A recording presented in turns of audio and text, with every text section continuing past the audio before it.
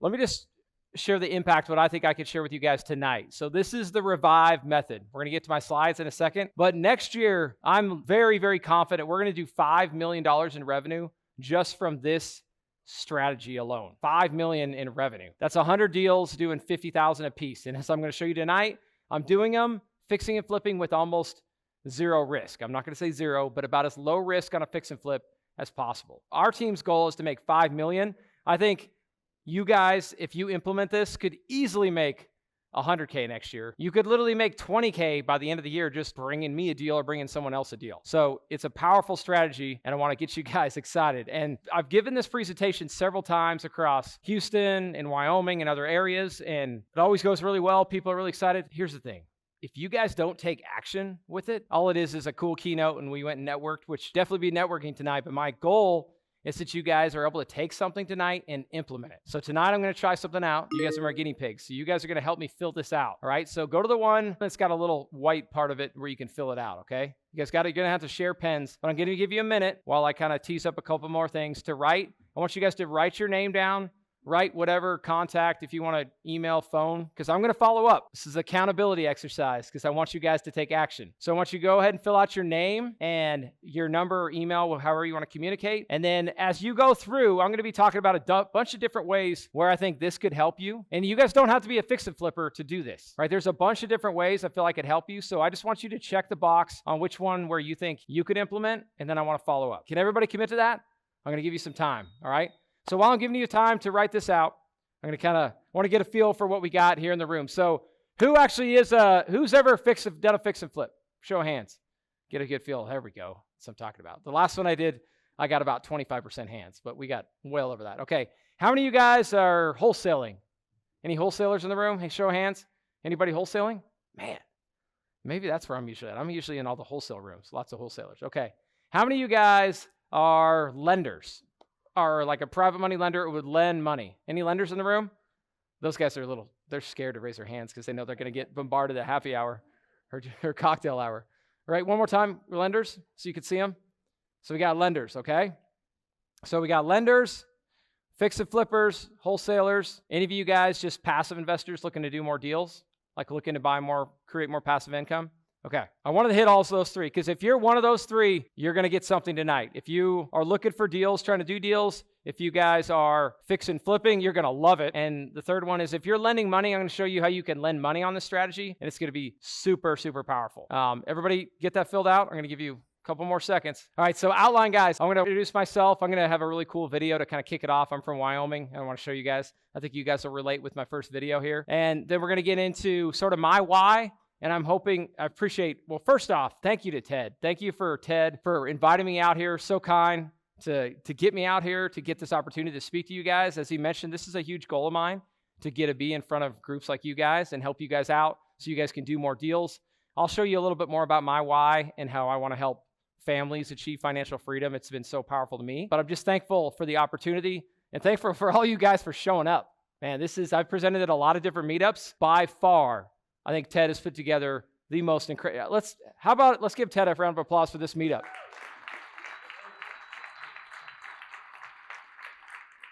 I'm like 5 minutes in. I can tell it's going to be my favorite because everybody's having a good time, full room, and you guys are super engaged. So one of the big time thanks to Ted. So outline, we're going to go a little bit about my why. I'm going to go into how the Revive method works.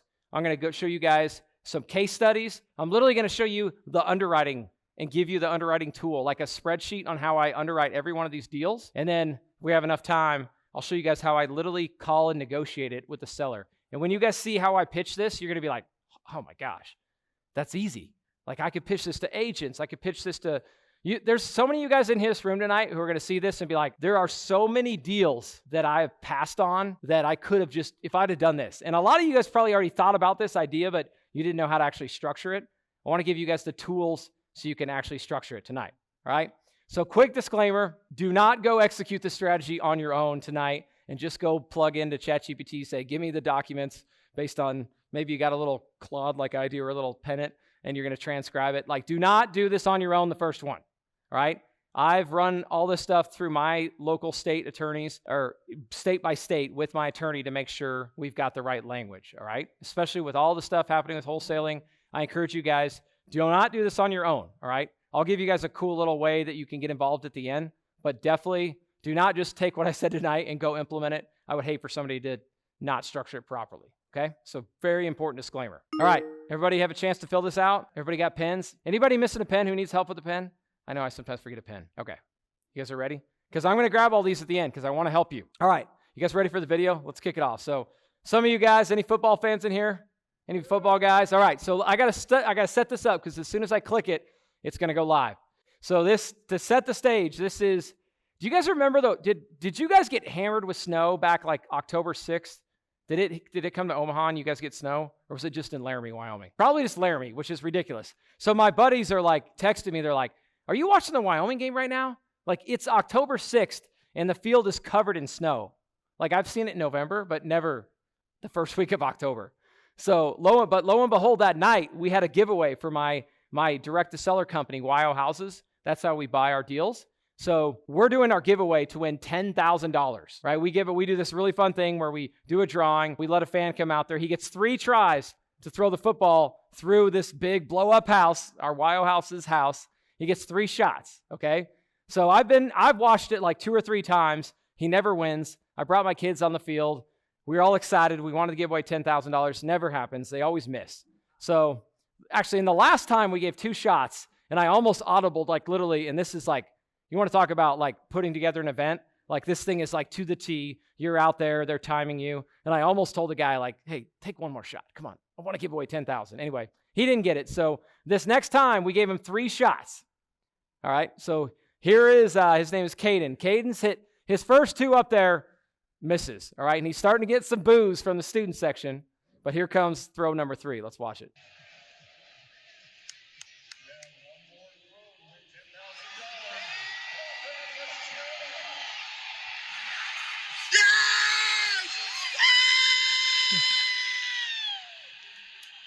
Packed house, wins $10,000. That was one of my favorite ever text messages to get. Yeah, give him a round of applause. Give Kate a round of applause. So, actually, I wasn't going to go there tonight, but since Ted gave me such a beautiful introduction, systems and processes. This was one of my, like, hair stand on your arm moments because I wasn't at this. I was actually stayed home because my son, my 12-year-old son, I was coaching his game, and I could not move it around. I did everything I could to do it, but I couldn't be there. And to have, this is one of the coolest messages I got that night from my COO who was there, who set this all up. They got like 260 people to sign up for our giveaway. Like they just crushed it. And then I got this video and I'm getting text messages from all these people who know me saying, $10,000, I can't believe it. But my team did this. I wasn't able to be there. I was able to be there with my kids and coach them. We did this incredible event. So really cool thing about systems and processes, and it's taken a long way there, but again, we're not going to build a business tonight. We're going to give you guys a very specific fix and flip strategy to help you guys. You ready? All right. So my background, Ted did most of this, but I work for Shell in Houston.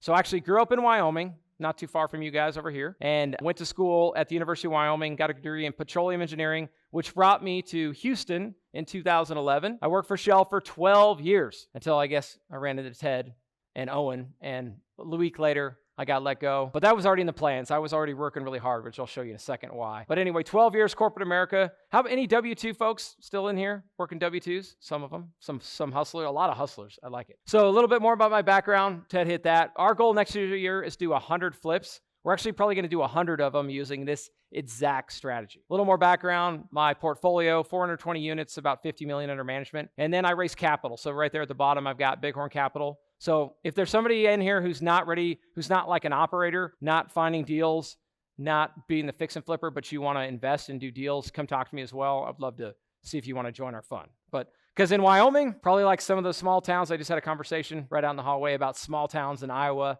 small towns in Nebraska. I find it's really difficult to wholesale. So we just have to take down the majority of our deals, and we go direct to seller. So I find the deal, we use in-house construction, and we manage the property, right? So all that works really good, but it's very capital intensive. So a couple years ago, I learned that I better figure out how to start raising money, because my W-2 job at Shell is only going to let me get like one of these a year.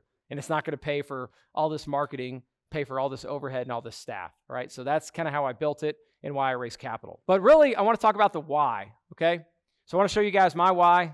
This is my 4 boys. This is one of my favorite photos I have. It's on my screensaver. I think my wife's still kind of mad because I love having her on there. She's very beautiful, but like I've been having this one on my phone for a while because this was actually my 2-day workshop that I did back in July. We had all these great speakers, and I told the audience, I'm like, guys, tonight I've got 4 guest speakers coming. You guys are never going to guess who they are, but we got 4 special speakers tonight for Q&A. So we brought up the boys on the stage and let them answer questions, and it was really fun. And it was one of my favorite moments where I get to bring them, be a part of it, right? So my why, guys, is being able to choose family over work, right? Because I worked in oil and gas for a long time where my only choice was to go show up and take that flight out to West Texas or take that flight out to the Gulf of Mexico on a platform for 3 weeks and be away from my family. And it was really hard, and I worked really hard to have that option to finally make the choice when I was ready that I was going to choose family over work. So my bigger mission, because I know I've got a lot of assets doing a lot of deals, but why am I still working? It's because I want to give more people that same opportunity to say, and everyone's different, right? It might not be, I want to quit my job now,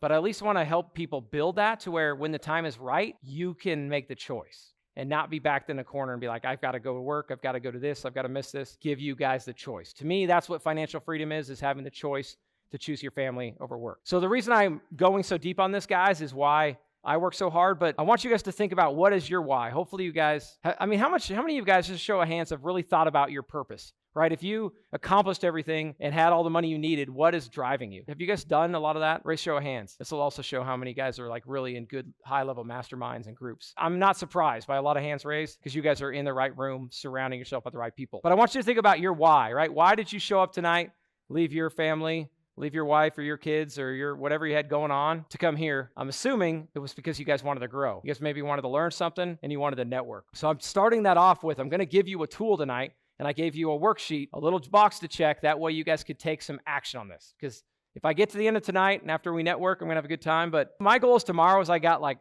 100 of these filled out with people who want to take action, right? But the action only comes from your why. Because tomorrow there's going to be a lot of stuff happening, but if you know that why, to me, you guys will take some action. Now, you guys ready to get into it? Fix and flips, no risk. We're ready for it. I teed it up. All right, so again, where this comes from, this photo is from I looked it up on my phone today. I actually just added it. 2018, right? This is Fort Worth, Texas. We're doing a bunch of fix and flips. That was when I first started trying to do more content and have my film guy. I had my film guy there. He's right there. We're recording it somehow, so we did. But the reason I shared this photo was this was a time in my life where it was like a big time, this was a bottom. Or shortly, months after this was a big rock bottom for me. I was doing fix and flips. Really, I was doing the burst strategy. So this house was actually a great one. I bought it for $80,000. I put like $80,000 in and it appraised for like $230,000. So I literally got all my money back. And I did this on like 3 or 4 or 5 properties with my partner in Fort Worth. And me and him are thinking, all right. I actually thought at that point I was ready to leave my W-2. We'd actually moved to Dallas, Fort Worth, and I was stuck in, all right, I'm ready. Now I'm going to start to choose family over my shell job. But little too soon, we started doing, our thought was, all right, let's start doing some fix and flips and buy from wholesalers, and we'll buy them, we'll fix them up, we'll sell them, and then that profit, we'll keep reinvesting so we can keep buying more and more rentals, right? On paper, it looks pretty good, right? Let's go do some fix and flips. The underwriting looks good. We'll sell them, we'll make money, buy more rentals. Well, unfortunately, that's not how it went. And we were using hard money combined with private money. We had tough contractors, a little bit of seasonality in the market. We definitely did not have enough cash reserves. But the biggest thing was the biggest lesson I learned was 2 exit strategies, okay? So on those fix and flips, my ARV on those houses was around $500,000 to $600,000. Some of them were 700 plus. So guess what? When that house didn't sell and didn't move, what was my only option? What do you do when you're flipping a house and it doesn't sell? Yes, ideally you make it a rental if you can, but when you're flipping at that high price point, that thing is not renting out. And no bank is going to go give you a DSCR loan. They didn't even hardly have those back then, but you're not going to be able to go to a bank and refinance and keep it. Your only option is to drop it and take a loss and keep dropping until you get out of it. We had like 4 properties this all happened on, and I learned a very important lesson Ted just said, which was 2 exit strategies, right? I'm not going to go buy something that if it doesn't work out to sell it, I can't hold it as a rental. Because if I were to hold on to those 4 properties to this day, I'd be sitting pretty good, right? But instead, I took these huge losses, right? Literally, guys, I had to call my hard money lender and say, I can't make my payment next month because we're out. I can't get anything sold. I need some time, right? And I had to tell my private money lenders, I got to pay back the hard money lenders, get this thing done. and you got to give me some time to reset. And only at that point in my life, I had to completely reset, start over. I moved back to Houston, back to the office job because I was in the field at the time. I'm like, I got to go back to the office and I got to reset. Okay, so I reset, kind of got my feet back underneath me. Fortunately, I never told you this, Ted. We talked on our podcast about Pure Barre. It's a women's fitness studio. Thank goodness me and my wife had built a really successful one, and I was able to sell basically half of my equity to pay back all the hard money lenders and my private money lenders. Otherwise, I don't know where I'd be today. But I was able to do that. I was able to sell it and restart. Okay? So now where this goes is 2 exit strategies. Okay? Well, now, do you guys remember in a couple years after COVID, do you guys remember when they started raising rates? What was that, 2 or 3 years ago? So when they started raising rates, if you were like actively doing deals, especially if you're a fix and flipper, you guys remember that was a scary time to be a fix and flipper, right? Because you had no idea where it was going to stop. You don't know how high rates are going. If you go start a fix and flip today, your ARV's here, but by the time you're done, you have no idea where it's going to be because you don't know where the market's going. So I had 2 options at that point. I could just stop and maybe go back to Shell.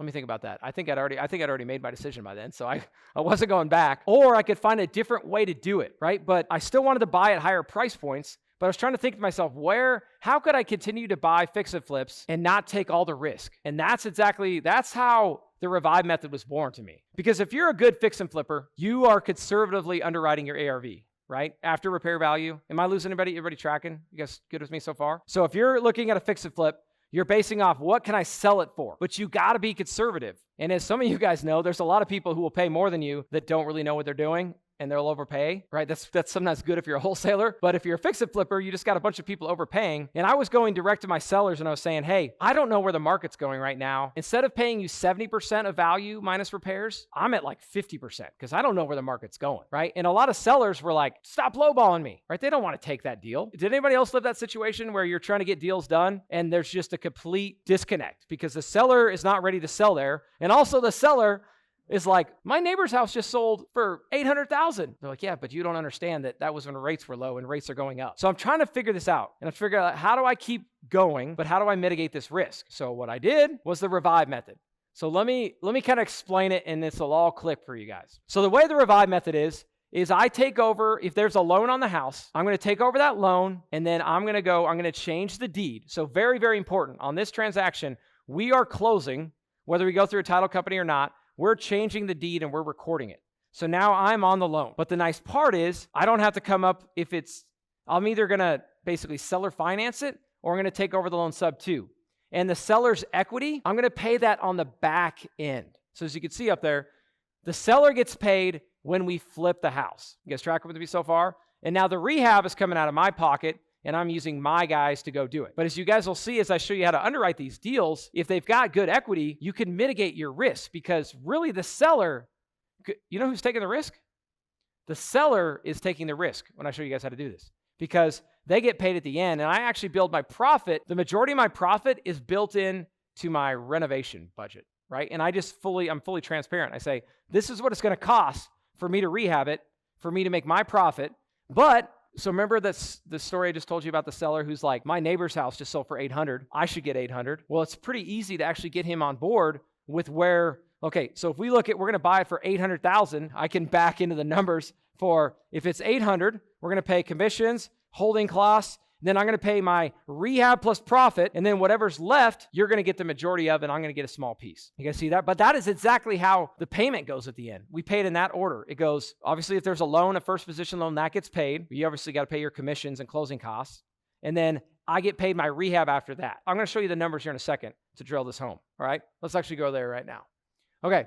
So I think I covered this pretty good how it works. So you take over their loan, you transfer the deed, you go do the work on the house, get it ready, fixed up. Once it's ready, you go list it, sell it, and when you sell it, you pay back the first position lien if there is one, you pay back yourself, myself as the investor, and then we profit share. Okay? Is anybody familiar with a novation? A couple people. So I didn't want to go too deep on novations if you guys haven't done them. It can be similar to a novation, but very, very important difference is on a novation, you basically just say, hey, if I sell, okay, so what's your name, sir? It's Thomas. I'm like, Thomas, how much do you want for your house? It was $180,000 good enough for you? You're good. Okay, so Thomas, if I can go list your property on the MLS, if you get 180, but I end up making, is it okay if I make anything above 180 if you're good with 180? You good at that? And you're good if I go and market it, share it with all my investors, put it on the MLS? You're good? Perfect. That is a novation agreement, all right? And so then I go list it, I do the marketing, and anything above 180 plus whatever commissions that I pay, that's my profit. The thing with a novation agreement, though, is it is secured only by a written signed contract.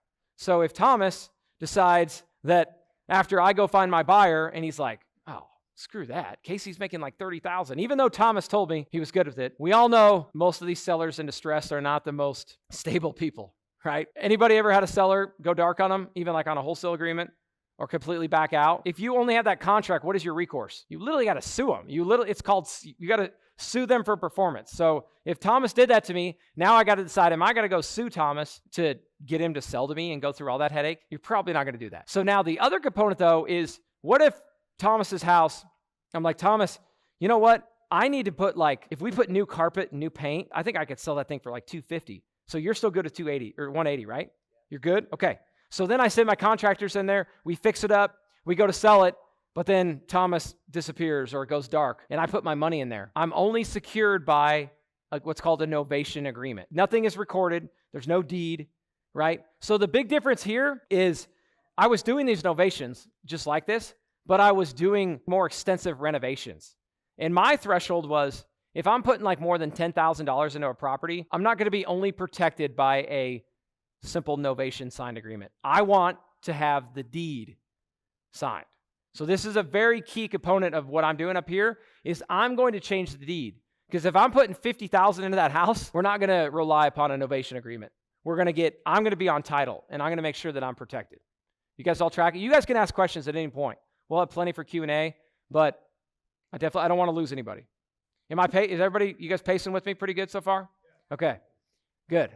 All right. So these are the big three. I want you guys to remember, for this Revive method to work, there are three things. Honestly, you're going to be surprised how many deals will fit the big three. I showed a couple big threes up here. First off, am I missing any basketball fans? Am I missing any big three duos that I upset somebody tonight? You're like, come on, what about the Spurs? Ginobili, Parker, Duncan. All right, did I miss anybody else? I know you guys don't have a basketball team, but so these are the big three. I'm hopefully going to drive this home. You're going to think basketball, big three. You're going to think about the big three, okay? First one, to make this work, the house needs to have more than 50% equity, but that's of the ARV. And you guys will see this. This is actually in the handout. I gave you two handouts. The big three is one you guys could take home. So I want you guys to go look for these deals because you guys can make money, I promise. So the big three, easy math. Let's make it super simple. If the house is here in Omaha, if it's fixed up and it will sell for $500,000, as long as the loan amount, the current, what they owe, or I should say the total debt, as long as total debt is less than $250,000, you guys see the math there? You're good to go, all right? It could probably work a little higher, and it definitely works lower. I mean, if that house is worth $500,000 and the guy's got it free and clear, then it's game on. These are beautiful, unbelievable deals. Very, very low risk, okay? So that's number one. Number two is they got to have a little bit of time. I typically tell them 90 days to get their money because I got to go in there, fix it up, we got to sell it, and we got to get it moved. But you would be shocked how many times when I go position a deal and I say, hey, I'll keep picking on Thomas. Thomas, I can give you 180, or Thomas, if you give me 90 days, I think I could get you 230, maybe 250. Can you wait 90 days for that? Yes, a majority of the time, unless they're in a bad spot, they'll do it. Even if they're behind on their mortgage, you could catch up their mortgage and you could pay them their equity on the back end. So that's number two, is some time. Number three is it's got to be value add. Okay, this is not going to work if you've got just a lipstick house where literally all you're doing is cleaning it up and putting it right back on the market. That's not going to be it's when I show you the math, it's not going to work out as well. I mean, it could work, but you're not. It needs to be a fix and flip where you're actually bringing value to the house. You're actually forcing appreciation, okay? You guys got the three. Again, 50% equity, 90 days, and value add. Can anybody think, I'm going to pause for a second. Can anybody think of a house you guys have seen listed or have seen a deal that would work that fits these three? Anybody raise a show of hands? Anybody seen a deal that would work for this? It will work. All right. And the other part I want to explain is all the people who win. So I've been pretty thorough about how we win as the investor, because we're going to take a lot less risk. And I'm going to continue to show you that. But guess who else wins? Your seller wins. Thomas wins because now Thomas made $230,000 instead of 180, selling it on a fire sale price. The other people who win, how about your agent? This is one of the best ways to go attack on-market deals. Here's a really easy list you could go pull, like 90 days plus on the market and 50% equity. And then what you do is you go call that agent and say, hey, it looks like you've been having trouble selling this thing. Do you think your client would be okay if we came in and flipped this thing and then they get paid in 90 days? I mean, initially they're going to be like, no, they've been already waiting 100 days. How am I going to get 90 more days? I'm like, well, just go a little bit deeper, understand the motivation, understand what's going on. But then you tell that agent, you're listed right now, hypothetically, you're listed at 300,000. And then it's such an easy talk track, guys, or a way to pitch this. I go, the agent knows already if they're any good, they know. I'm like, hey, Mr. Agent, I need another volunteer. I'll go with Tony. Hey, Tony, so your house is listed for 300. If we fix this thing up and I let you list it for, well, first off, say, Tony, if this house was all fixed up, how much do you think it would sell for? If we took care of the carpet, flooring, replaced that roof, took all this big repair list that you got and you keep getting beat up by all your buyers, how much do you think it would sell for? 380. Perfect. Usually I'm like, man, Tony, I think it'd get a little higher than that. Usually you're looking for a little bit of spread, but let's say Tony told me 450. I'm like, all right, so why don't we do this, Tony? Why don't you let me go fix this thing up, and then you're going to list it, Tony, for 450, and now you're getting 3% of 450 instead of the 300. You see how it's a pretty easy pitch for the agent, right? You're actually bringing value to them. Again, I would not recommend pitching this on a deal just hit the market less than 30 days. They're going to laugh at you. But if it's been sitting and it needs work, remember the big three. Needs work, they got some time, which the agents hopefully can tell you, and the equity. The equity is something you could typically pull on all the data sites could typically pull equity, right? You can get all that information. So if you get all that, it's going to work, okay? But you can see all these different people that win. And I think this is so important right now, everyone, because with all the stuff going on in outlying wholesaling, I mean, isn't that kind of fundamentally why we can't wholesale? Because it's not a win-win. Somebody's being taken advantage of. In this situation, no one's being taken advantage of. I'm conveying to Thomas that this is what I'm trying to do, and the way for me to make money is I've got to make money on the rehab. I've got to make money on this deal. But if we sell this where we think we could sell it for, we all win, right? It's a true win-win. I got a bunch of case studies up here. I just want to give you guys a feel for how many times I've done this just this year. These are 18 deals I've done it on this year alone, right? I'm not going to go through all of them, but if you guys do want to find me, I've actually got a spreadsheet. I could show you all the different underwriting of every one of these deals if you guys want to see it. But I want to show you a case study. This was actually one of the very first ones we did. And this actually happened right at that example when rates were going up. So let's go back to the story I told you about. Rates are going up, high price point. So the ARV on this house was $500,000. And I'm thinking to myself, there's not that many buyers at $500,000. I'm also thinking, if I can't sell it at $500,000, I'm not going to be able to rent it. And I'm going to violate my rule that I learned the hard way, that 2 exit strategies. So I'm thinking, how do I do this? So her name was Mary. I go, Mary, and let me show you Mary's house, okay? So this is what Mary's house originally looks like. Mary's trying to sell this. She inherited it, but Mary wants to make a little bit more. Her cash offers are around probably $280, maybe $275, and that's what she's getting offered. And I'm telling Mary, like, my cash offer, if I'm being very careful, I don't know if I could sell this thing for $500 if they keep raising rates. Maybe today we can, but there's no guarantees. So I tell Mary, why don't we partner on this? So this is what we did. These are the exact numbers. So Mary owed $200,000 on the house. So if you guys are checking, what's the math on this? What's the percentage? Loan to ARV. Somebody use a calculator. Maybe you don't need it. 40%? 40%, right? So we hit our first one. We're under 40%. I also asked Mary, I'm like, Mary, can you give me 90 days to go clean up this mess and flip this house for you? She's like, yeah, I could do that. So we hit that one, and it clearly has some value add. Okay, so as we work down there, guys, here's where it's at. Look how less risky this deal is. So total investment with my rehab of $100,000 is $300K. The ARV is $500. What's my loan to value there? 60%, right? So where's my hard money lenders or lenders in the room? Raise a show of hands. So if you're a lender, would you lend on a deal at 60%? If you got 40% cushion, it's pretty safe, right? So this is actually where I want to introduce to you guys why this is such a powerful way to go use private money. Is your private money lenders love you because they're really well protected because of the way you structure this. Because when you close on the property, or when I closed with Mary, I took over the title. I took over that $200,000 loan. I put in $100,000. Actually, it wasn't my money. I used my private money lender's money. So I'm all in this for no money, right? And everyone's protected. We go flip it. So we ended up selling this house for $500,000. So what Mary ended up making in terms of cash was $120. So if you add her total price, she made $320, right?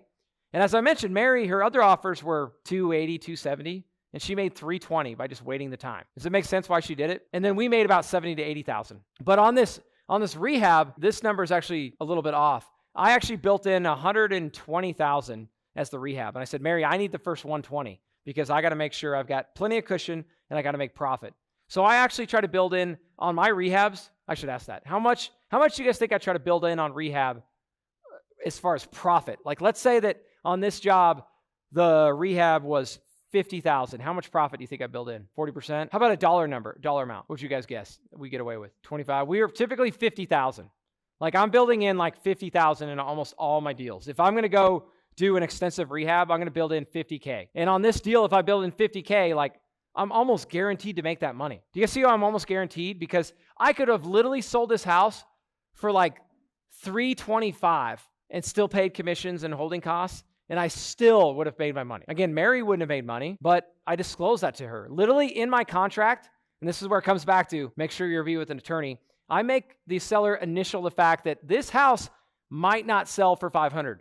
You might not make any more money on the back end. I'm very, very transparent so they know what they're getting into, because it's very important to disclose. You guys see how that could work? All right, so the calculator. This is a tool I'll share with you guys. This is actually, and I wanted to walk you through. So typically I get like a whiteboard, and I kind of whiteboard it down and write it all out, but I'm just going to show you up here on the screen so you guys can follow along. So here's what I just did in Evanston. Just closed it, actually. So when I was looking at this deal, and I want to talk, actually, let me ask you guys, would it be helpful if I explain how I pitch this to the seller and how I talk it through? Okay, so this was Jennifer and Scott. I remember them. They were very anxious because they really needed the money. But I'm like, Jennifer and Scott, you guys owe 106. They needed some money up front, right? Jennifer and Scott were like down to their last dollar. They were trying to move to Arizona. So I'm like, how much do you need to get to Arizona and get back on your feet? They're like 20,000. I'm like, okay, we're going to give you 20,000 up front. Now the rehab, my rehab I knew with my guys was about 65,000. So I told Jennifer and Scott, I'm like, for me to do this deal and make my profit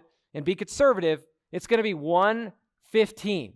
Okay. Now I'll never forget it. Good example. Scott was like, that seems really high. Like, it's not that expensive. And he's telling his wife, he's like, Jennifer, that's too high. And I tell him, I'm like, guys, have you tried to find contractors lately? And then I was also like, Scott, do you want to go manage the contractors? Scott, do you have 65,000 of your own money? And I didn't tell him my number, but I'm like, do you have, even if you could get it done, do you have that money to go do it? He's like, no. So it was an easy objection to overcome. And again, this is what I focused on though, because I asked him, it's all about when you're negotiating in the sales part of it. I was like, Jennifer and Scott, how much money do you need? Right? That's this number here. Like, if you could sell it, I mean, they're actually usually thinking about the cash to them, but this is the total price. This is the cash to them plus what they owe. And I focus on that number. And I knew that Scott and them they wanted to get about 300,000 out of it, but there was no way they were getting 300,000 right now as is. But I knew it was important to them to get to 300,000. So what I do is I model out on every single deal, I model out a low, medium high, and a high. And I show them, hey, if this thing sells for where we think it will for 490, you're going to get 300,000. And they get excited about that, right? Because back to the example I told you guys earlier, they don't want to sell their house because they're like, my neighbor got 800,000. Well, that was Scott and them. They're like, all the houses in the neighborhood, they're selling for almost 500,000. So they're buying into it, right? They're not thinking like I am and I'm being very conservative, right? But they're thinking I could get to that number. So that's how I walk them into this. And that's also how I overcome that objection of the rehab budget. I'm like, Scott, if it sells where we both agree it should sell, you're going to get your money. Does that work for you? Okay. So as far as the variables I play with, it's right here, this profit share. This is actually the amount that the seller is getting. I'm only making 10,000 down here. To me, that's icing on the cake. I'm building my profit in right here into the rehab. Does that make sense? But I am backloading the money to them because this is where all the risk is. If you guys are looking at it from like a math equation, yeah, you guys catching it, right? The risk is on the back end. So I would rather make my money on the flip. And guys, you could do it however you want. You could also be like, all right, forget it. I only want to make 20,000 here, but I want to make more here. You could do that. And there are some situations where I'll do it. Again, it all comes down to your seller and their situation and their motivation. And if you guys go direct to seller and negotiate, it's just all about knowing your seller.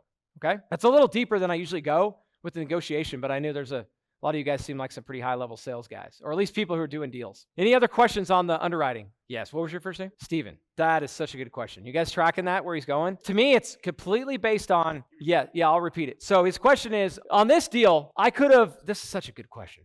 So I could have just said, hey, Mary, I'm going to give you 300,000, which is 20,000 more than anyone else.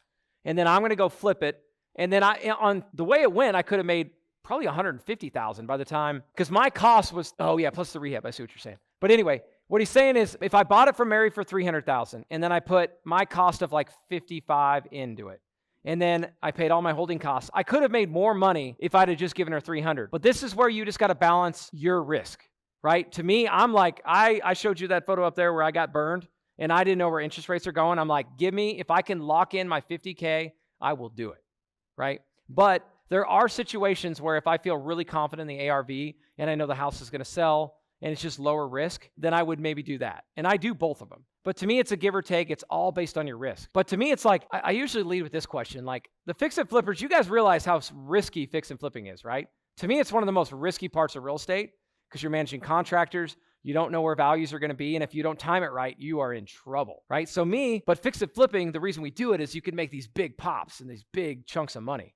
So to me, this is the best blend because I'm locking in predictable revenue where I know I'm going to make my 50K and I can keep repeating and repeating and repeating. And I don't have to have all the downside risk of, holy crap, what if the market completely tanks and now all these properties are worth way more? That's what I didn't want to do. I wanted to scale and keep doing deals and not risk the fact that interest rates are going up. Like, guys, I think it's I feel pretty good where things are going now, maybe with rates, but I'm telling you that most of 2020, the last like 3 months, I have been loving this strategy more than ever because you're just like tariffs, all this uncertainty. Is anybody a little bit hesitant to fix and flip? Just unsettling with the market, right? Now, this is what gives me confidence because I'm going to lock in my profit. And yes, could I make more? Absolutely. But to me, it's just a risky question. Did I answer your question though? Ask it one more time. Go ahead. Yes. Because if I would have just given the seller all their money up front and just given her 300,000 and now the market adjusts and now I can only sell that thing for 450. And guys, I'm telling you, if you're a fix and flipper, it happens. Now you're at 450. Now it still won't sell. Now you're dropping 440, 430. You're down to 420. Now there's a chance I can lose money on this deal because I'm having to drop the price and I've got to move it. I can't sit on it. So at some point it becomes I lose because I already paid the seller their 300. Okay. So now in this situation, I'm only guaranteeing her 200.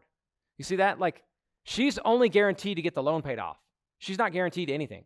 So if it goes sideways and I got to sell it for 400, I still make my profit. Does that make sense? Because she won't make anything, but it's why she's basically taking the risk to the seller 100%. Yep. Good question.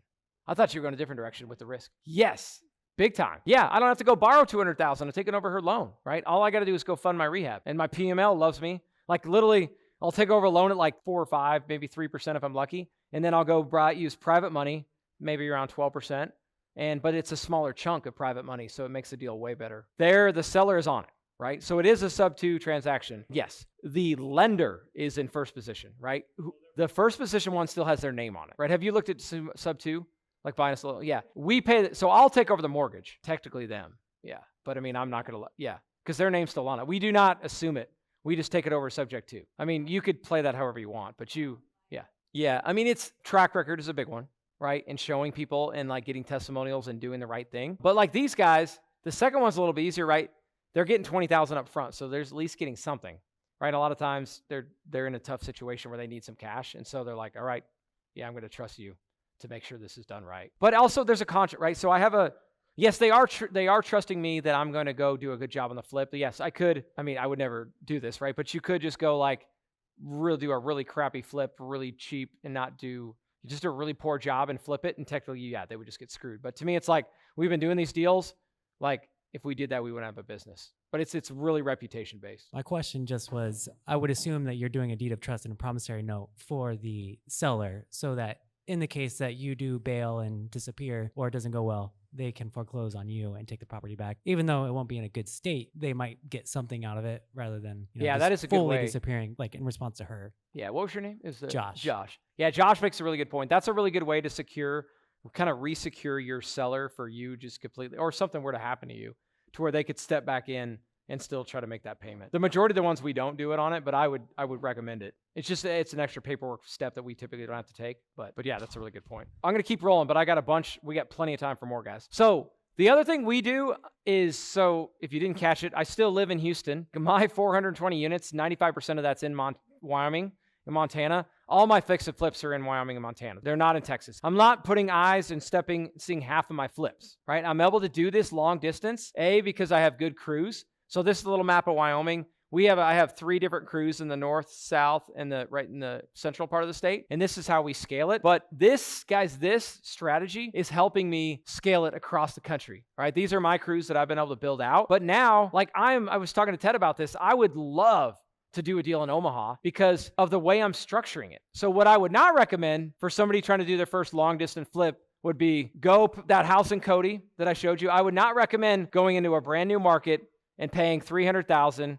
and finding new GCs and putting it all together in a new market. That's very, very risky. But paying the $300,000 cash, right? But what I do like is if I'm going to Omaha, buying a fix and flip here, which I would do all day, and let's say it's the same numbers. I would love to go to Omaha and be like, hey, they only owe $200. I'm taking over the loan there. I'm profit sharing with the seller on the back end. And that way, if I completely miss because I'm new to Omaha and I don't know that neighborhood or that part of town, like there's something very wrong and the house doesn't sell, or have a bad batch of contractors, all the reasons fixing and flipping is risky. If all that happens, I could still get out of this thing and sell it and not lose my shirt. And guys, and this is what's allowing us to do these nationwide. And I'm hoping, is anybody else doing long distance outside of Omaha? Or pretty much all you guys local? Mostly, yeah, a little bit here and there. Well, that's okay.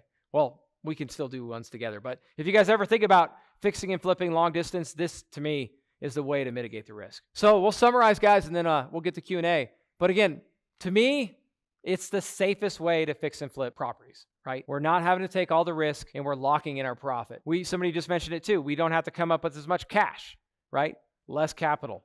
And then kind of finally, your private money lenders. If you're trying to do your first deal, one thing I did not cover tonight, and I'd be happy to in Q&A, is when they have a free and clear house, or if they have a really low balance, what I'll do is I'll go finance these deals with a bank. And it's really cool because I actually go and I finance a bank at first position. So they'll pay off, like let's go back to the Cody scenario. Let's say that her loan was like $50,000 and maybe say she wanted 50. What I'll do is I'll actually go to the bank and I'll get a $100,000 loan, because a bank in first position on $100K on that house will do that all day long. And a lot of times I can fully fund it. I'll have to show you the spreadsheets and how I do that. It's kind of a credit system. But I'll go fully funded fix and flip with a bank and pay like 7%, 1 point, and make all that profit, right? So my cost of capital goes way down. But again, it's all about finding deals with equity, right? If the property where this deal does not work is if that same scenario worth $500,000, if she owes $400,000, I'm not going to go put in 50. Well, it's probably not going to pencil anyway. But say she owed 350 and I put in 50, the margins really start to shrink, and I'm not as comfortable. So, couple actions. I want to re-summarize this and we'll go to Q&A. So you guys got that sheet. So there's several things on there. If you guys are interested in doing a deal like this, again, I would not recommend doing it by yourself. You could, but I wouldn't recommend it. But if you guys find a deal like this, couple options. One, just send it to me if you just want to wholesale it. Oh, let me actually show you guys this. Let me go up for a second to this underwriting thing. Okay. Look at this scenario right here. So you know where I could pay a wholesaler is right here. Money up front. So I gave the seller $20,000. If I got to go pay a $20,000 wholesale fee, I can do it all day, right? Because as long as you're finding a deal with equity, I can actually pay the wholesaler and you guys can go make a nice fee on it, okay? The other scenario, I'll kind of go back to the end here, is if you guys are fix and flippers, I saw a ton of hands raised. If you guys want to try the strategy, just let me know and we could just JV on the first one. Like I'll show you all the documents. We'll do the first one together. And if after that one, you guys are ready to go for it yourself, you'll have all the documents and boom, you're good to go. But again, I would not probably recommend trying this on your own because you got to make sure you have the right documents and set things up with the seller. And I think there was a lot of questions earlier about how do you have the conversation with the seller?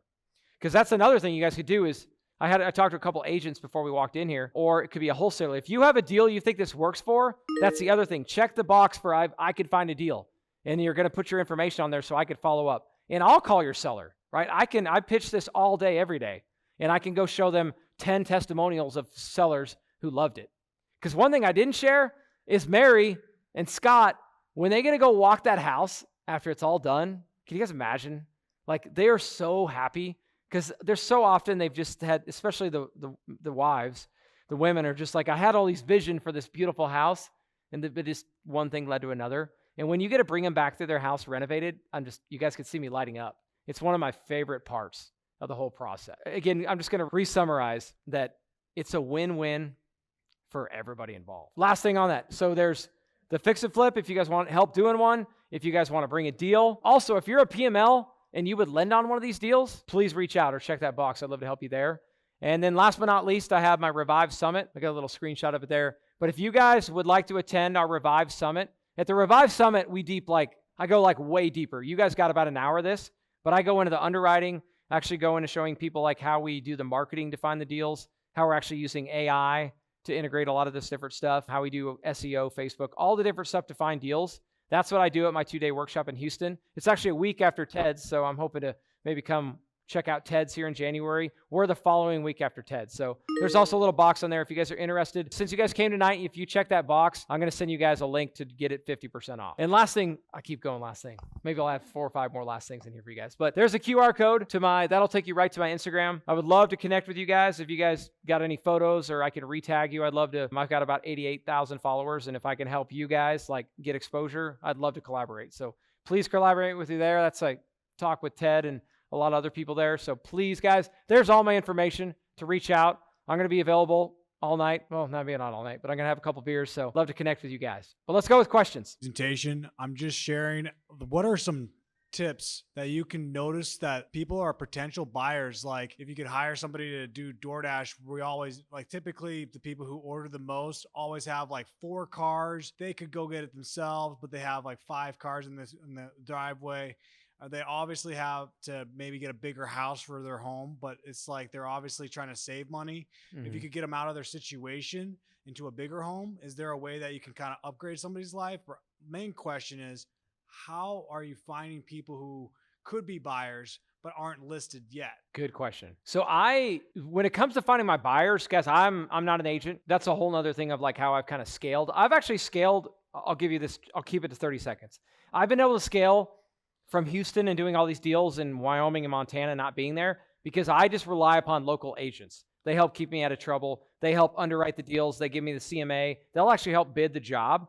So in return, they get all my listings. So when it comes to finding the buyers, I'm going to rely upon my agent to list it. And I'm going to work. I mean, you guys saw the number. Oh, I didn't highlight that part, but every deal has got 6% underwritten into the back end to go pay the agents. So I'm really going to rely upon them to find it. But I do like your strategy of potentially helping someone upgrade. The only challenge is if somebody has a house that they have got equity in, but they want to buy something bigger, but they want to realize the equity and they need to fix it up. It could work in that scenario. The problem is they got to find somewhere to go. Because sometimes that's the fourth one, but you'd be surprised. Usually you can give some people a little bit of money up front and they can go rent for a while. So that would be how I would solve it. I'd say, hey, all right, I'm going to fix up your house using the Revive method. I'm going to give you $10,000 to go rent so we can get you out of the house. We could fix this up. When we sell this, you're going to get this lump sum, and now you can go buy the next house. That's what I would do. Casey, thanks for coming to Omaha. That was my question. What are you doing with the people in the house when you're getting under contract? They got nowhere to go yet, fixing up their house. What are you doing with them? Yes. So when they have it free and clear, it's really easy. But the majority of the time, they got equity. So just like I could pay a wholesaler, and just back to my situation with Scott and Jennifer, there's enough margin in these deals to give them money on the front end. So I always, the majority of the time though, they'll just go move in with somebody, or they're moving, or they're planning to go somewhere anyway. Where it does not work though, is if somebody's got to sell this house and they got to get a loan and all that cash just got to roll right into the next one. That's the time it's not going to work, right? Because then they don't have time, right? But if they've got time, yeah, typically I'll either give them money to go move, or, typically I'm just trying to think. A lot of these people are going to go rent anyway. They've kind of been down on luck and they're ready to just kind of restart, and they're going to go rent, and you give them a little bit of a head start. On the slide that had the high to low underwriting, are you going over that with the seller? Yes. And so does it look better for you to pad the rehab? Is that kind of one of the main reasons to pad the rehab? Because that could be a retail rehab for them if they went and did it themselves. So I don't think it's dishonest in doing so. Exactly. And then it doesn't look they don't think that you're swindling them if you say, oh, I'm going to make, twice as much profit as you're going to make on this deal. Yep. Good question. And I'll just say it a little bit differently and get a little bit more detail. So I say, if my cost, again, but I'm it is my cost. He makes a great point. A lot of time retail in some of these markets, it's not too far off what I'm charging, especially in terms of the fact that I'm actually going to go do it fast, which is another pitch I give him. I'm like, If you go pay retail or you go do this, when are they going to start? How long are you going to be waiting for this guy, right? So we're going to start like immediately and get it going, all right? But back to your question, which I just lost because I went on a sidetrack there. But when we start it, I show the numbers, right? So I'm like, 55,000 is my cost. I show them 105, all right? But all I say is it's 105. That's got cushion in case I go over, because contractors are always over budget. I've got to make some money on the deal, and that's pretty much it. I'm like, and that's the cost. And I literally show them that line item, and it stays consistent. So high, medium, low, it was 115 or 105, 105, 105, 105. But then the variable that changes is the purchase price, right? And that's why I show them. And I always design it. I can actually go. Can I share the slide again really quick? This is actually a really good point. The way I design this, the medium high is kind of like, that's where I think the house is going to sell. That's where we usually both agree. And I'm like, hey, I think we'll get here. And if we do that, we already paid $115 to me. But again, I just say that's a flat fee and you make your $298. But then I'm like, you know what though? If they keep dropping rates, then guess what? This price, we could actually get to $520. Now you're going to make $323. How awesome would that be? But I also tell them, but there's no guarantees. And I tell them this is probably our low number. But did that answer it? Keep going. Yeah. And then when you're working with those costs, do you need to have your own crew in that city that you're doing it to get those numbers where you need it to be? Yes. So good question. Let's say I go to Omaha, somebody brings me a deal there, we're ready to do one. I'm going to go out and get a GC to bid it, and I'm going to see where he's at. And yeah, I think I'm still going to underwrite it and see if I could still build in $50K on that. So my crews give me my bids, right? But there are times I'm in other markets, and even in my markets where my guys are tied up, and I'll have a GC do it, and I'll go off his number, and I'll just add in my 50K or whatever it is. Another thing is, guys, I didn't mention is higher price points, right? This is phenomenal. You could definitely start to build in margin when it's like a 800, 900 or 7, like getting higher ARVs, then building in that margin is a lot easier. But if you're like me and you get really scared when you're flipping an $800,000 house, because you're like, it's a fine line between 700 and 800 in terms of like the house selling. But when you do this, now, you build in more margin and you protect yourself. Last question. If like number 2, 90 days doesn't work, which is a lot of times what happens, are you doing another strategy? Or are you letting that one go to someone else? If they need it less than 90 days, then yeah, we start talking the cash offer. But yeah, we'll still give them the cash offer. And then maybe I do look at it and maybe I'm like, okay, maybe I go back to our scenario. I'm like, hey, I could get this deal done. But maybe instead of offering them 50 cents on the dollar, so typically 70% is like our typically standard number, right? So when I'm doing the Revive method, we're more at like 50. So maybe I'll offer them 60 if I feel a little bit more comfortable. But also, I mean, it's all risk, and I don't know. Maybe it's the engineer in me, or maybe it's getting my teeth kicked in that story I told you guys about, but it sucks losing money. Okay, this is one I wanted to share with you guys. So when you fix and flip, and if you guys have fixed and flip and been here, you know what I'm talking about. So you go flip the house, you go through all the contractor headaches, you finally get to the end, and your house is fixed up, you get the photos, you're really excited, it's looking beautiful. And you go list the property and you get a couple showings and no offers. And then you're like, oh. And it's a week later, no offers. And then another week, now there's no showings and definitely no offers. Anybody ever been here? And you're like, oh, my ARV said it was here and it looks good. Why is it not selling? And then you start getting anxious and you're like, all right, I guess I got to drop the price. And then you drop the price, no offers. And wait 2 weeks and no offers. Drop it 10,000 again, no offers. I'm just telling you because it is stressful. Anyone else been in that stressful situation? Yeah, it sucks. When you do this, you don't have to stress. I had this realization this summer when I had a house that wasn't selling. I'm like, what the heck? This is a good market. We did the ARVs, but I wasn't stressed. I'm like, all right, just drop it. And I told my dispo person, drop it 10K and keep dropping it. And I'm having to remind my agent, like, just keep dropping it. We're not going to sit on this thing. Drop it till it sells. But I didn't have any stress because that profit, guess whose profit that was coming out of? The seller, right? And again, I'm not saying, we're not deceiving anyone, to be clear. They understand exactly what we're doing. And I tell the seller, I'm like, we're going to get this thing sold because we both want our money. None of us want to wait. So I'm going to price it there. If it doesn't sell, I'm going to drop it. But the stress level when you do it like this, guys, it's so much nicer. So just to clarify on the mortgage side of the transaction, the sellers are still continuing to make the monthly payments. You're still subject to that. They're still paying that monthly payment. Yeah, that's not your holding cost. I know. I'll cover it. And the majority of these sellers that are in position, you know what? I haven't even highlighted yet. We do this all the time when they're behind. Like we'll catch up the arrears and we'll get them current, and then we'll take over those payments. Because yeah, I don't think I've ever done it where I didn't take over their payment. Because to me, it's like, I'm now the owner of the house. I'm going to cover the holding costs. But holding costs are part of the calculation on the back end, and I get reimbursed those on top of the rehab budget. Good question. I like the idea of putting some profit on the rehab, but my question is, are you using that as a contingency, or say something happens where it's like, hey, we found out we need to do a foundation for 20 grand. Are you now taking that back off their profit first, or how do you use that 50 grand as leverage? Good point. Very case by case, but perfect example. If we get an inspection on every deal, and if I go get an inspection and maybe it's foundation, and maybe we're a little bit uncertain if our buyer's going to do it, I'll just put that into the contract. I'll be like, hey, there's nothing in this contract for foundation. If we get to closing and this comes up, it's going to come out of the profit. It's not coming out of my number. And but I try to disclose that. And actually, a lot of my contracts say, we're going to do this scope. I try not to. There are sometimes, if they want line by line, I probably just say this isn't going to work because I don't want to deal with it. But I'll give them, hey, this is what we're doing, paint, carpet, flooring. But if we get to the end and there's some seller concessions, because as we all know in this market, every house you sell, they want every little thing. And if we have to do that, that typically gets added on to the rehab. But we try to make sure that's written from the front end so there's no questions. I'll hire one, yeah. So I'll go hire, and yeah, good question. I'll have my guy gives me a bid, or my GC gives me a bid, but I'll pay an inspector to come out. And that's another thing another best practice I've been able to find in all our markets. There's almost always an inspector who will know how to work with investors. It's like, I don't want your $500 and $600 inspection to give me every little doorknob that's loose or whatever toilet flapper that's not working. Like, I just want to know the big stuff. Just charge me like $100 to $200 to go in there and give that to me. Look for the big stuff. But yeah, I try to identify that on the front end. Great question. Got a two-parter here. So if you're a newer investor, who in here has never done a flip? Okay, so we got a portion of the room here.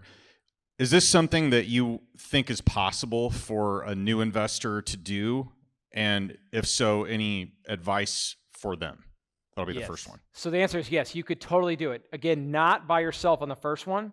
What I would do, such a good question, Owen. If you are a new investor, you could go I gave you the 3 criteria, right? The big 3. Go find that deal and bring it to me and let's do it together, right? And I'll show you how to do the contracts, and I'll show you how to underwrite it and how to make sure. We'll go through the inspections. We'll get the contract. I'll help find the contractors, or maybe you guys do it in your market and you help me find contractors, but do it together. But yeah, do not do the first one alone. But I'm telling you, if you guys do 1 or 2 of these, like, don't feel like if you partner with me, you need to do it every deal with me. Like, do a couple of them. And if I get a JV with you and I help you, hell yeah.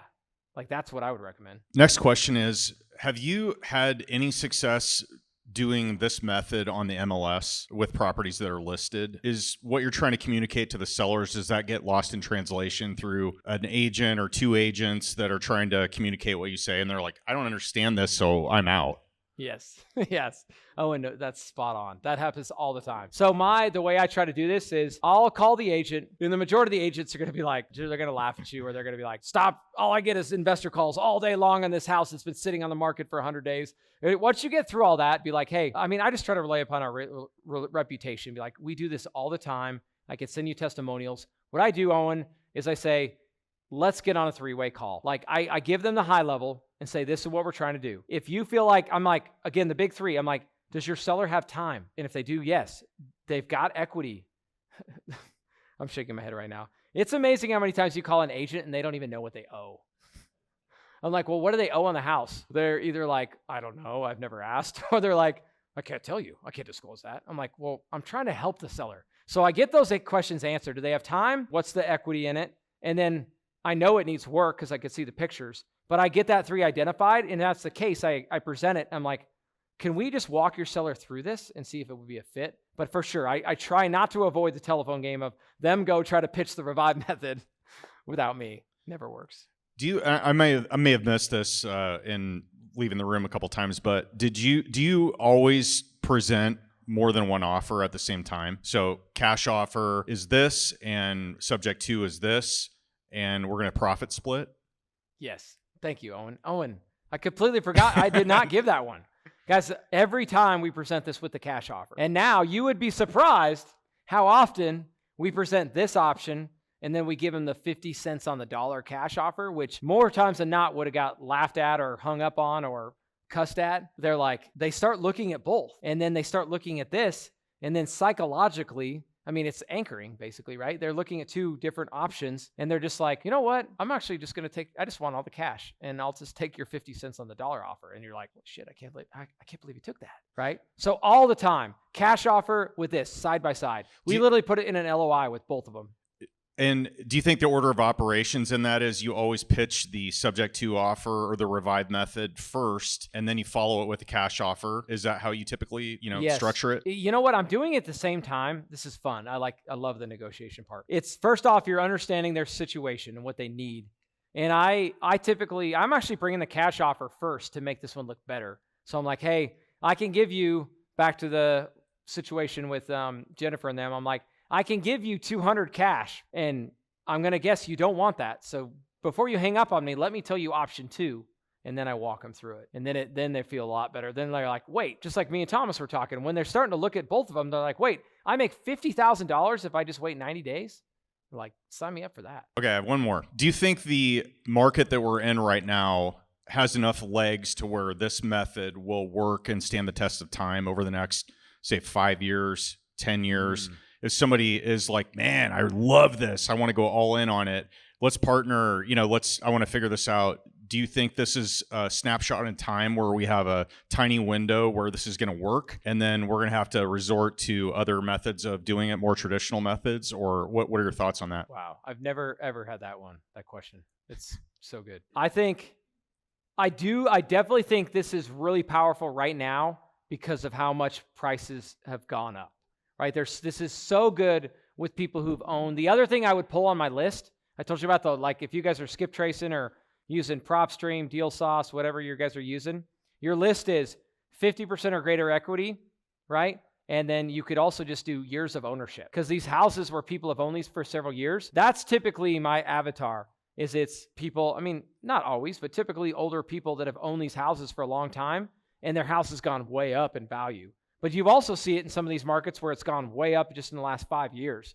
So I definitely think there's a huge opportunity for it right now. Will that potentially shrink over time? It could. I mean, my thought is I'm going to make everything I can out of it now. And then if it does start to shift, then I don't know. To me, it's who knows what things look like then. But to me, it's such an easy one to go implement. I literally think any of you guys could execute this and add it to your toolbox of tools. When you're negotiating, that's another thing I usually highlight in this presentation is I hope a lot of people walk out of here knowing that there's a bunch of deals that I said no to, that I said, I can't help you. I'm sorry. You won't take my 70% of ARV minus repairs, minus my wholesale fee. You won't take that offer. So you left it, right? Versus if you would have presented this, there's so many people who will say yes to it. Okay, I have one more. How do you decide, of the 420 doors that you own, how do you decide, is it subjective, or is it according to a formula you have on whether you keep it or flip it? Man, I wish I could tell you my answer was a formula. We're doing it, but it is definitely subjective. It's always changing, and it's also based on capital, right? Is do we have a lot more capital? Guys, my immediate goal right now, because I'm trying to grow and I'm trying to hire more people, is cash now. So any deal that I can turn and fix and flip, I'm going to do it. And I've always and maybe it's just because I've seen markets where it's harder to fix and flip and hard to turn. To me, it's always buying a rental property, fixing it up, renting it out, and keeping it has always been relatively easy to me because I know how to find it, I know how to fix it up, and I know property management. To me, the harder part sometimes is creating active income. My immediate thing when I'm looking at deals is if I can move this thing and I can make my 50K and go do another one, I just want to keep doing that because it just helps. To me, it's just helping me get the snowball going faster and faster. I was hoping you had a secret answer to that question because Yes. I it's always subjective to me Yes. too. But yeah, that's great. Thank you. You bet. Thanks, Owen. What else? Anyone else? You can just ask one. You don't have to ask 4. But I would love you if you'd ask 4. These are good. 4 more. Well, he's coming up here too. So I didn't go too deep. I went deeper than I usually do on the underwriting, but there's a lot more to the numbers. And typically I like to whiteboard it and go through it. But I've got a sheet too. And if you guys just fill this out, I'll send it to you. But I've got a Google sheet where I've got I almost shared it tonight. It's got probably 50 tabs in it now because we just create a duplicate tab every time we have a new deal and we plug it in.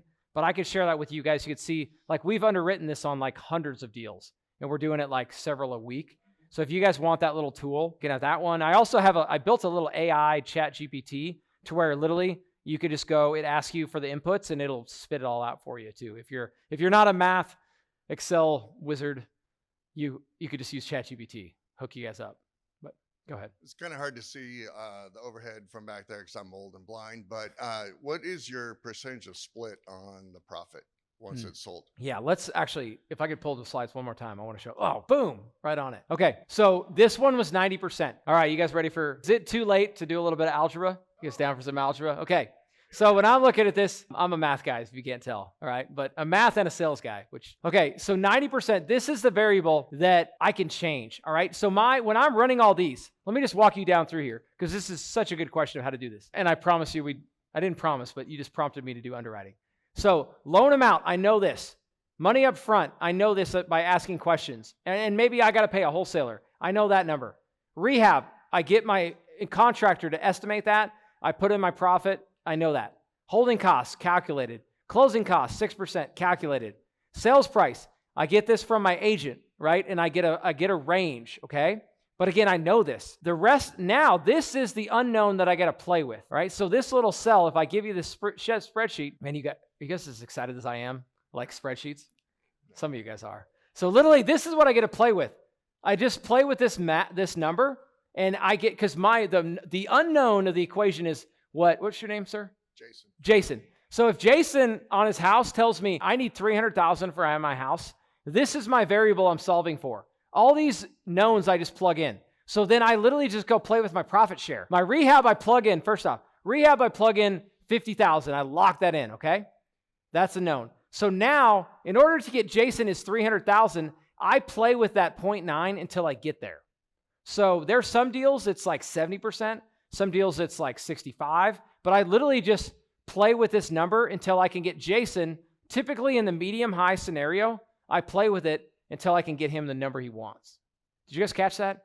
It's a lot easier if I'm doing like a Loom video, playing with the spreadsheet, but does that make sense? Mm-hmm. So it's all over the board, but to me, the reason I got so excited is that is the number that you can play with. But it's exciting because it's a negotiation, but you're also figuring out the numbers. If you know what Jason wants, then you can plug it in and make it work. That's how I make this work for people. And that's how I get them excited. Because when we're looking at all these numbers, they're probably like some of you guys are like, no more Excel, get out of here. Like, I just want to know how much. All they care about is this number right here. That's all they're focused on. So if I can get them to focus on this number, they don't beat me up on this number. You know what I mean?